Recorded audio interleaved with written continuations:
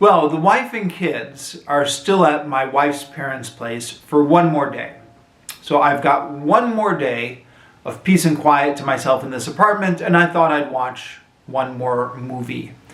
Now, as I've said many times on this channel, because of my current situation, the only means I have of watching movies is watching them off of YouTube. But there's lots of great free movies on YouTube, and I realized that the Pete Seeger documentary, The Power of Song, was on YouTube, and I've been wanting to watch this for a long time. I heard about it years ago and have been meaning to watch it, but never seemed to be able to find the time or never seemed to be able to track down a copy. But there are copies on YouTube, and I'll link to them in the description down below. You can find them easily yourself just by searching, of course. Once I realized that this was on YouTube and that I had the time for it, I thought, great, I'm going to watch this. And I watched it, and it was great, very entertaining. I mean, it's hard to really review a documentary, isn't it? They're all kind of the same. Some talking heads, some archival footage, some more talking heads, some more archival footage. You learn all sorts of interesting stuff. You are entertained and informed. But you know how these documentaries go. There's not really that much to say. But I'll say a few things anyways. If you're not familiar with who Pete Seeger is, well, I guess watch the documentary. There's no better introduction than just putting that documentary on and watching it. I've long considered myself a fan of Pete Seeger, but I've always also thought he was kind of an enigmatic figure, in that the stories about Pete Seeger always start out when he's already kind of an old man. Now, because he lived for a very long time, he spent a long time as an old man, the elder statesman of folk. It seems to me like the Pete Seeger narrative always picks up around 1960 with the folk music revival. And there he is, the elder statesman of folk. I'm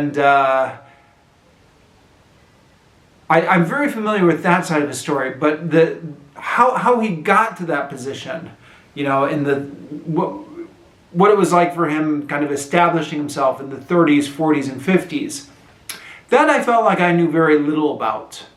And this documentary was very interesting in that regard. They have lots of great archival footage, talking about his early days with the Almanac Singers and with the Weavers, and teaming up with Woody Guthrie, and it just a lot of really interesting stuff there. If you go to Wikipedia, this documentary was produced by his family. His wife was one of the executive producers. One of his grandsons was one of the producers as well. I guess, as you would expect, the documentary is very much a love letter to Pete Seeger.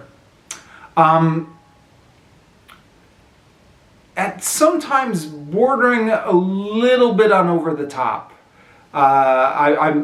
I'm thinking of one or two scenes where they just made him out to be a little bit too much like Jesus. Like this perfect, loving man who was always perfect in every way. I don't know.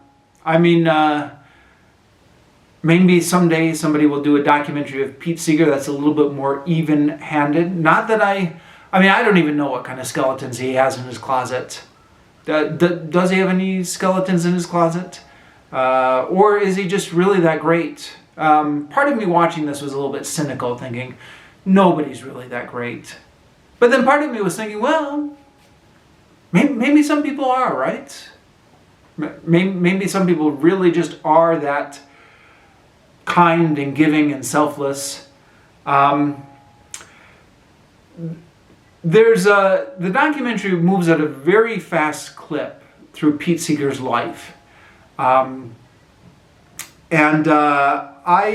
oftentimes wanted more details about stuff, but that's just me, and I do wonder if getting those extra details would have slowed down the pacing of the documentary. Well, obviously it would have. And if that would have made it less entertaining or more entertaining. I mean, I don't know. These are the type of decisions you have to make when you're making a documentary. Certainly, there's a lot of stuff being left out. Now, like I said, I'm no expert, but I have picked up a few bits and pieces of Pete Seeger trivia over the years. When I was in the University of Melbourne, there was a biography of Pete Seeger on their shelves, which I picked up and didn't read the whole thing, but read parts of. And so picked up interesting bits of his bio during the Vietnam War era and stuff like that. And, there's a lot of interesting stories that are not in this documentary. I mean, even going to the Pete Seeger Wikipedia page and reading his Wikipedia page, you can see tons of stuff on that Wikipedia page, which did not make it to this documentary. And again, would it have been better to include more? Would it have slowed the pacing of the documentary down? The only thing, there's some stuff that could have been taken out. So there's a lot of talking heads about people who I don't think really know that much about Pete Seeger's biography. People like Bruce Springsteen and the Dixie Chicks or something like that, who are just in there because they're famous musicians, I think. And they're just saying, oh yeah, wasn't Pete a great guy? He was just the greatest guy ever. And I think, okay, we can cut out some of that and put in some more biographical details here. I'd be perfectly happy to cut that fluff if I was in the editor's seat. And then the last 20 minutes or so is all fluff. It's all just kind of people ruminating on how great Pete Seeger was as a person and blah, blah, blah, blah, blah. And I thought, okay, we could have cut all that out and we could have made room to fit in a lot more interesting details about his biography. That's how I would have done it. That said, now that I've got my 2-cent criticism out of the way, let me just reiterate what I said at the beginning. It was absolutely fascinating. Aside from the last 20 minutes, everything else was just really interesting. And I learned a lot from this documentary, again, especially about his early life. The title, The Power of Song, is, I guess, maybe the movie's thesis, the documentary's thesis. That song really does have power.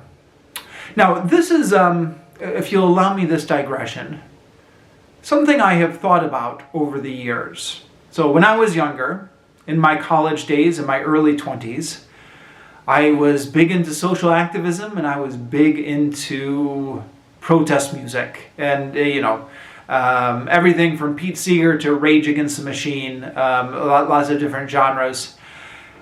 And I used to play it a lot and sing along with it while driving and stuff like that. And, you get a little bit older and you think, what did that accomplish? I annoyed my parents a little bit by playing some of it. Well, sorry, my parents actually are big Pete Seeger fans. Rage Against the Machine, not so much. I annoyed some of my conservative roommates at college by playing the protest music. I was, I guess, virtue signaling to other socially conscious people that I was socially conscious and I was listening to the right music and stuff like that. But what did it really accomplish? That's something I wondered a bit as I got older. Is these protest music, does it actually solve any of the world's ills, or is it just something for people to feel self-righteous about? And this documentary makes a case, and I think makes it well, that Pete Seeger's music did bring about social change, largely just by giving energy and focus to the protest movement. So it didn't create a movement that wasn't there. But once you had these people there, Pete Seeger on that stage, strumming his banjo and singing his heart out, was able to energize those crowds, keep the morale up, keep them focused on their cause,